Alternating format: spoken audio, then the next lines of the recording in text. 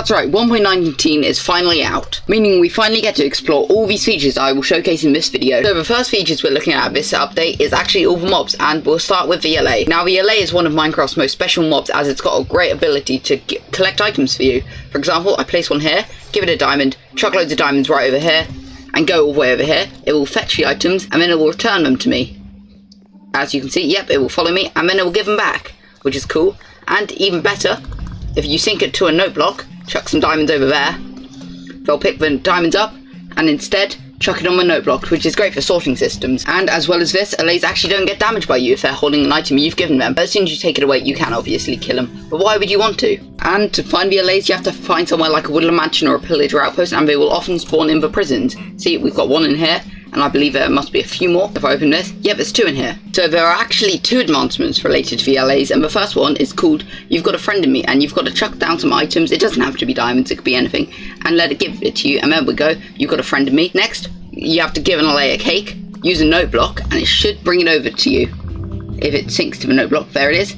There we go, birthday song, and that actually gives you some XP. The next mob we are going to look at is the Tadpole, and a Tadpole is a really interesting mob, because if you spawn 2 frogs in and breed them, they will create babies, but instead of them just popping out a tadpole like this, you will actually get frog spawn, which it will place down on water, which will hatch into the tadpoles, which you can pick up in a bucket of water to get a bucket of tadpole, and then taking it to a different biome. For example, a plains biome will give you an orange frog, a warm biome like a desert or a jungle will give you these warm frogs, and then the cold frogs are from mountains or snow biomes. And other than that, frogs actually have another use, and it's to kill baby magma cubes, which will eventually drop frog light. As you can see here, we spawn a few frogs, and then we get the ochre one, and it depends on the biome to get different types of frog light, which we'll explore more in this video. And finally, for the most interesting mob of this update, for Warden. But before we begin, I have a new Minecraft series starting tomorrow, which is a new hardcore series, so feel free to check that out tomorrow by hitting subscribe and that notification bell.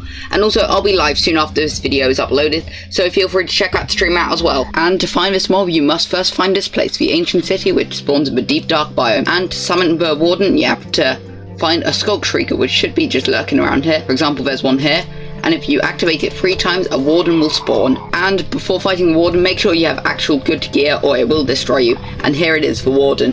It has 2 attacks. The first one is its melee attack. See, it will just hit you and it does so much damage, and it also deactivates shields, which is not good. So if we just heal up and keep running, it will see its second attack, which is its sonic boom attack, which just gives so much knockback. There we go. Harrydallama was obliterated by a sonically charged shriek. And now it's time to look at some of the biomes, for example the Mangrove Swamp. And as soon as you boot up the game, you may recognise the Mangrove Swamp, as this is what the new background panorama is. And here's the Mangrove Swamp in-game. And as you can see, bees even spawn, which is pretty cool, but they're mainly made out of these mangrove trees with mud on the floor, with leaves and vines everywhere. As well as this, you will actually find tropical fish spawning. And overall, I think this is a pretty incredible biome. And the second biome added in this update is actually the Deep Dark, as you can see here. And this biome is consisted of loads of skulk. And one of the greatest parts of this biome is the amount of XP you get, and basically you just have to mine up all this skulk and you will get loads of XP. And see these things? They're skulk sensors. You pick them up with Silk Touch, with a Silk Touch hoe, same with a catalyst, and these shriekers which can spawn the Warden, and then we can continue just to smash all the ground up. And you can also get these called Skulk Veins, which are pretty cool. And one other thing to note about this biome is actually no mobs spawn in it, which is pretty cool. And this is the Skulk Shrieker. It's a redstone block which actually detects movement, which is pretty cool. See, if we walk around it, it will light up that redstone lamp, but if you crouch around it, it won't, which is pretty cool. And this is the Skulk Catalyst, and killing a mob next to it will actually spread loads of skulk around, and you'll get the advancement it spreads. And one more thing to note about the Skulk sensor, as well as the Shrieker and the Warden, is if you sneak around it, you'll actually get the advancement Sneak 100. And time to look at the blocks, and this is the mangrove wood, which is the same as every other wood, except we don't have a sapling, we've got the propagules, which actually can be grown underwater and on land.